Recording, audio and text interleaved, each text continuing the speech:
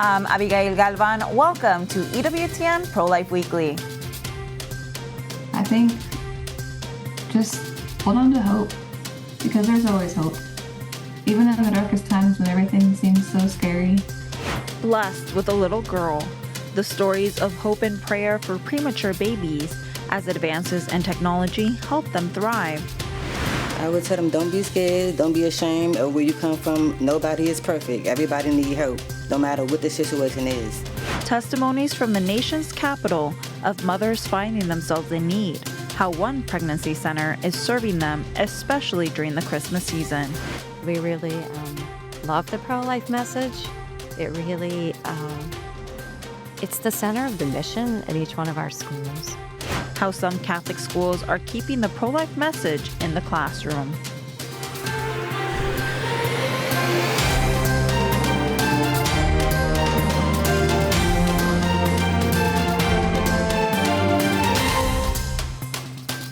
The transgender victory is huge because it's really the first time that that's been put into law. The 2025 National Defense Authorization Act, or NDAA, advances with wins and losses for the pro-life movement. The record $895 billion bill in annual military spending authorizes some pay increases, purchases on military equipment, and more. It will unfortunately still fund abortion travel for service members stationed in states where there are pro-life protections, but it will not cover gender transition surgeries or other dangerous medical interventions for children of service members suffering from gender dysphoria. The use of puberty blockers and surgeries on those suffering from gender dysphoria will continue in Montana after the state Supreme Court affirmed a lower court ruling last week. The Montana law aimed to protect minors from these controversial medical interventions, which have never been proven safe. The state Supreme Court agreed with the lower court judge who ruled that a ban on transgender so-called therapy violates the state's constitutional right to privacy. The case now goes to trial before a district court for further litigation. The United Kingdom is banning puberty blockers indefinitely, following advice of medical experts. The Commission on Human Medicine says there is an unacceptable safety risk in prescribing children puberty blockers. The British government will be opening some 8 new regional centers that offer mental health support for those suffering from gender dysphoria. In yet another interview, President-elect Donald Trump says he will not limit access to the abortion pill. This was in an interview with Time magazine, who named Trump Person of the Year. His words echoing a similar statement he gave in an interview with NBC's Kristen Welker. Chemical abortions amount for more than 60% of all abortions in the United States, according to the Guttmacher Institute. Alarming numbers on abortion coming out of the state of Kansas. Their Department of Health and Environment is reporting a 58% spike in the number of abortions performed in the state in 2023. From some 12,000 abortions in 2022 to more than 19,000 in 2023. A majority of these abortions were out-of-state women traveling to Kansas for an abortion. It's very troubling, but it's not unexpected. I mean, this is pretty much what we had predicted if we failed to pass value them both. Kansas was the first state to vote on abortion after the Dobbs ruling. They voted against an amendment that would have said there was no right to an abortion. Archbishop Naumann says the church has increased support for crisis pregnancy centers to meet a growing need. The new frontier of legal battles over abortion and pro-life laws is pitting state against state. Texas Attorney General Ken Paxton is suing a New York doctor for prescribing abortion pills to a woman in Texas. Paxton wants Dr. Margaret Carpenter of the Abortion Coalition for Telemedicine to pay upwards of $100,000 for every violation of Texas's pro-life law. Carpenter is not licensed to practice in Texas and is not authorized to practice telemedicine in Texas. Paxton says the patient who received the drugs ended up in the hospital with serious complications, and the life of the unborn child was ended. New York has a shield law that protects providers from out-of-state investigations and prosecutions. Meanwhile, on both sides of the U.S. southern border, life-affirming care is being provided for migrant women. Casa Maris in El Paso, Texas, and Stellar Shelter in Juarez, Mexico, provide safe havens for pregnant women, children, and vulnerable migrant mothers who are seeking asylum in the U.S. We want to provide life-affirming accompaniment and, of all the various things that women need in pregnancy, what people have said over and over again, that I'm afraid to do this alone. And especially in their journey and their coming, just all the situations that they come across, and knowing that there's somebody there that's going to be there when it comes time to give birth, and through the process of lactation, and through, the newborn stages. That has really been the difference in women saying, I feel really confident in this decision that we made. The care shelters just found out on the Feast of Our Lady of Guadalupe, no less, that they will be getting a border vehicle to help take monthly donations of diapers, food, and medical supplies to these shelters. Thanks to life-saving technology, a baby girl in Georgia is getting the support she needs to fight for her life. Advances in neonatal care are helping more and more premature babies survive. EWTN reporter Rosel Rages shares the stories of twins born at 24 weeks old who are now thriving, and baby Mary, who is still fighting for her life. Our hope is that obviously she comes home healthy and happy, and that we can dedicate her to Mary, because that's why we named her Mary. Mary Faustina was born on October 19 when she was only 23 weeks old. Tiny and fragile, she weighed a little more than a pound. She is a fighter. The NICU nurses always talk about how feisty she is every time they go in there to do any procedure, even to check on, her heart rate. She's like grabbing them and like trying to help them. Parents Sandra and Dennis Dillenschneider had been praying for a baby for years. They had their 9-year-old son Alex in 2015, and since then, Sandra has had multiple miscarriages. Due to a medical condition, it is difficult for Sandra to carry a baby full term. While Sandra was grieving the loss of her babies, she discovered Christ through the Catholic Church. There was a lot going on, and I just felt the call. I needed God. And so I told him that I wanted to go back to church. In 2023, their prayers were answered. They were expecting once again. When we found out we were pregnant with Mary, we were very elated.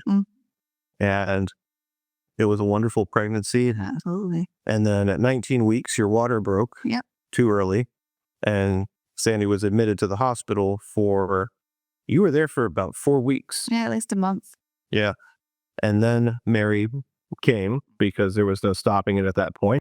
She was 23 weeks and 6 days. Doctors were able to resuscitate baby Mary Faustina after their second attempt.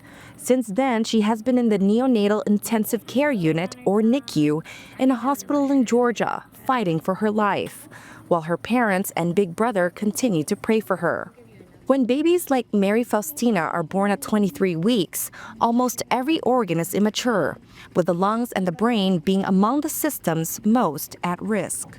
Here at Mercy Hospital, we have taken care of 11 babies in the last 2 years that are 23 weeks and below.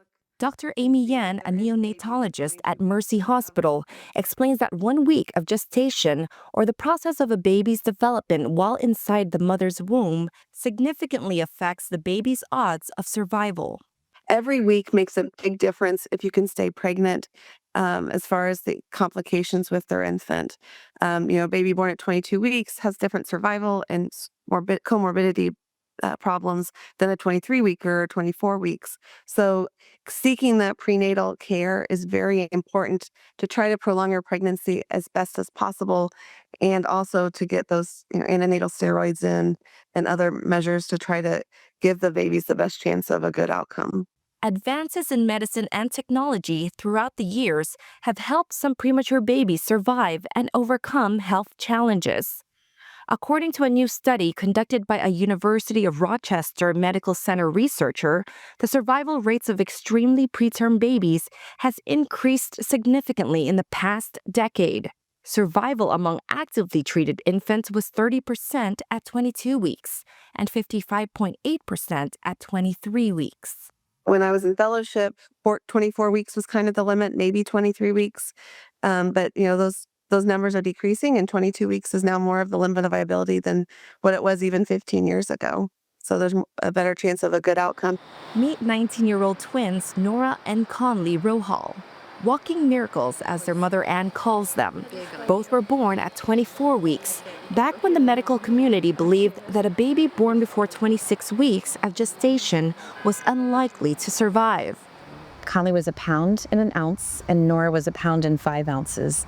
And they were, we could hold them in the palm of our hands. So it's been quite a journey. When Anne was 18 weeks pregnant with the twins, she found out she had a rare condition called twin-to-twin transfusion syndrome. The babies share a placenta, and there's a blood vessel that's irregular, and it causes too much fluid in utero to go to one baby, so that was Nora, and then no fluid for Conley. Doctors recommended to terminate the pregnancy, as this rare condition is not only life-threatening to her twins, but to Anne as well. Ultimately, Anne chose life. Despite the pain and the risk, Anne did everything in her will to keep her pregnancy. After being admitted to the hospital for almost a month, Anne delivered the twins at 24 weeks. I remember thinking that there's no way that these babies at 24 weeks will, be crying or, that they're going to have to be resuscitated. And I remember both of them cried. The twins stayed in the NICU for 4 months before they were able to go home. While in the hospital, Anne received a lot of spiritual support. There were countless prayer groups for the twins and one particular sister who Anne can never forget. She was part of the diocese mission at Fairfax Hospital. And when I came down, she was just sitting there quietly praying by their isolates, and she'd gotten permission to put rosaries. They had to sterilize them and put them inside their beds. And she was a spitfire. She was just like, don't feel sorry for yourself. These babies are here. You've got to fight. And I remember her saying when we knew the outcome was going to be good, she's like, you need to tell your story. For the next 5 years, Nora and Conley were in and out of the hospital for different medical conditions.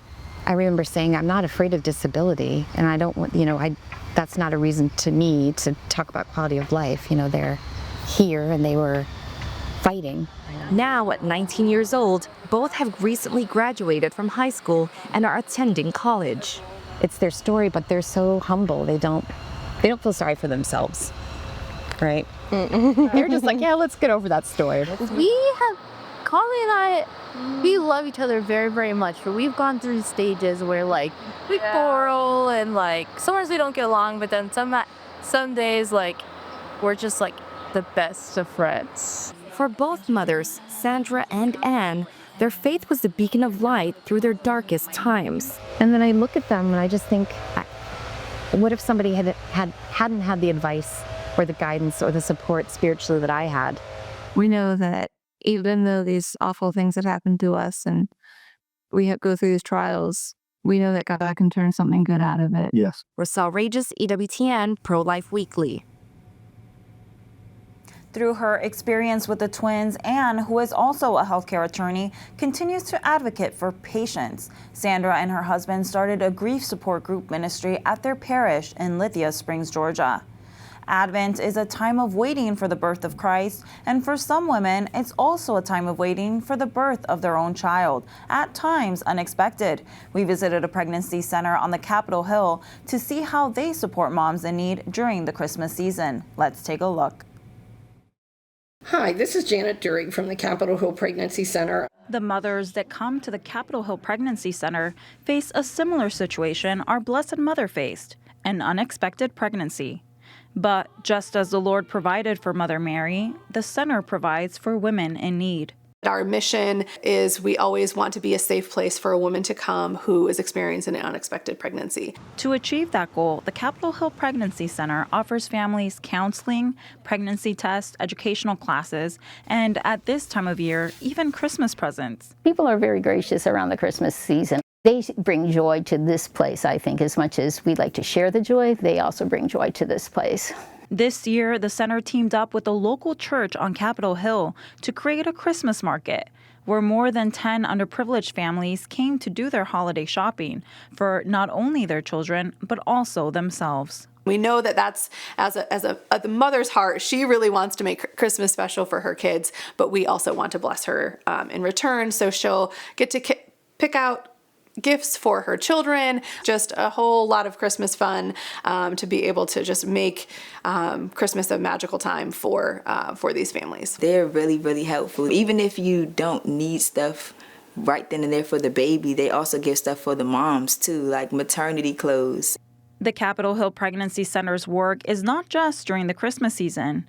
They stand by these women year-round. We go through whatever it is. Say she wants to parent, then we talk about what that would look like and how we can help her through that process with our material resources.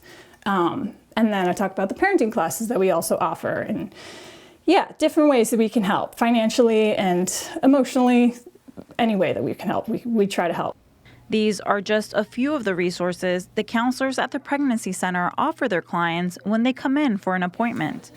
Each year, about 1,000 women and families come to the Capitol Hill Pregnancy Center to receive counseling and guidance, as well as material needs for their children, from diapers, strollers, and clothes for newborns all the way up until 4 years of age. We never pressure anybody about their choice, even though we're pro-life. We don't pressure anyone. This is her choice. And we want her to feel educated. And if she says no, we don't force that information. If she said yes, then the client advocate can go through all that with her. During a counseling session, if a woman chooses not to opt for life, the Capitol Hill Pregnancy Center offers a post-abortion recovery program, sending this message to women. We are here for you. Our heart and our hope is that they would make a decision for life. But even if they don't, we're going to love them where they're at. And we know that, we follow Christ's lead in that, and he comes after us even when we make the wrong choice. And so we want anyone that comes here to know that there's always a place for them here. One unique aspect of the Capitol Hill Pregnancy Center is their focus on prayer. What do you have here, this prayer box? Well, that is what it is. It's a prayer box, and let's see if there's anything in it right now. Yep, we've got 2 prayer requests, and then we will pray and send it out to the prayer team. Some of the clients mentioned how much they appreciate the opportunity for prayer, in addition to material support. They pray with you every time you come, and they just give you such a wholesome experience. They offered support for pregnant moms, such as wipes, Pampers, clothing, bottles, essential goods, and also prayer. But it's not just the spiritual support that keeps the center running. It's the donations and time volunteers put in serving these mothers in need. Oh, this is so cute.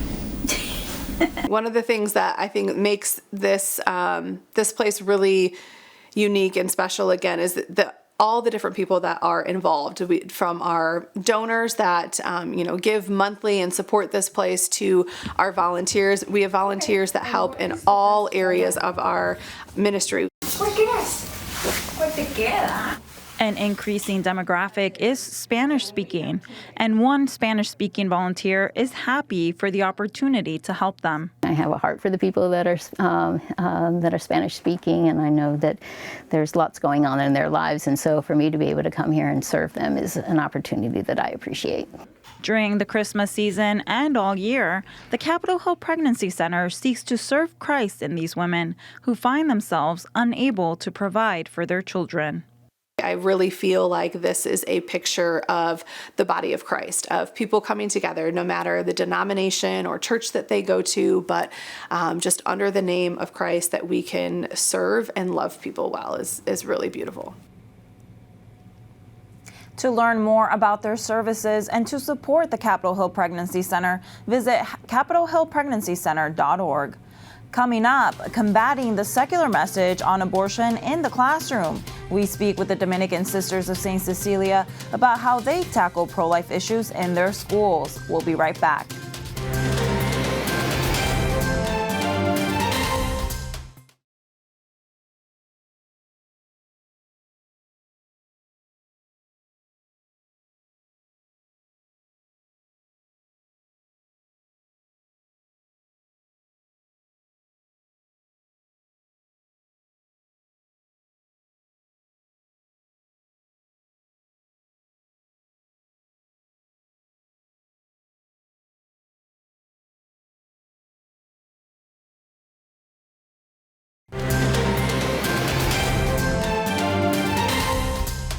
Welcome back to EWTN Pro-Life Weekly. Our program continues with how the pro-life message is shared in schools. I had the opportunity to sit down with the Dominican Sisters of St. Cecilia of Nashville, who stopped by our studios here in D.C. to tell us about how they integrate the pro-life message in the classroom.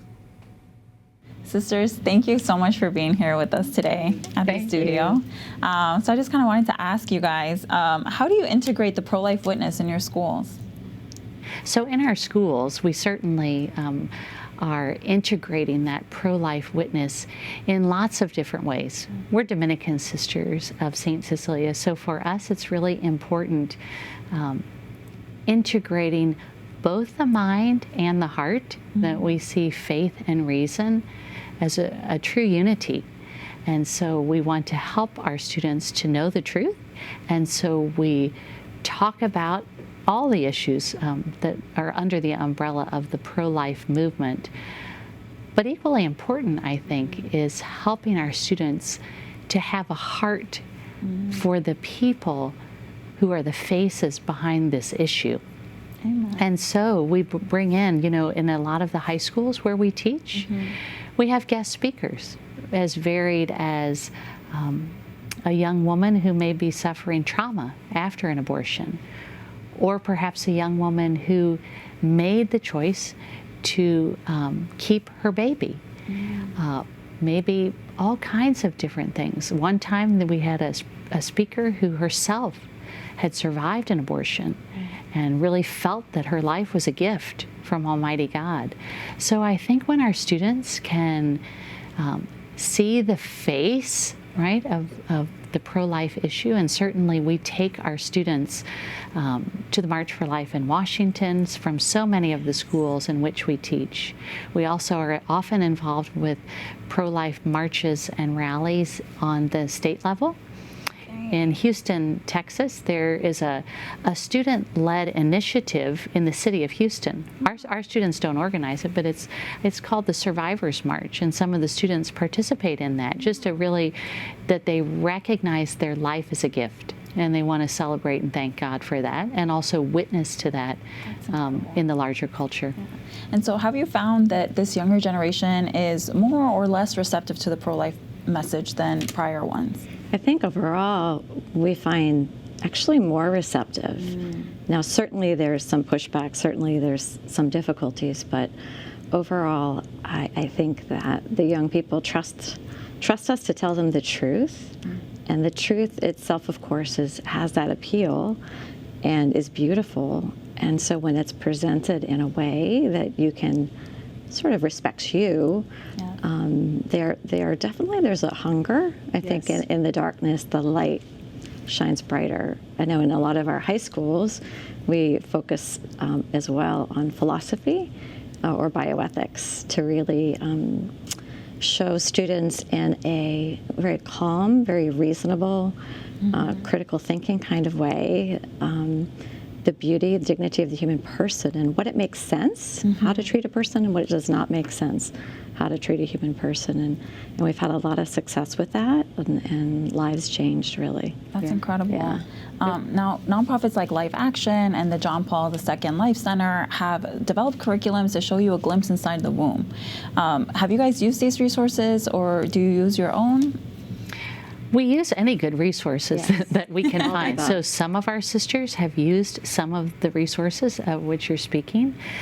Some of them have used curriculums like Rural Woods, which provides basically pre-K through high school theology, the body-based curriculum.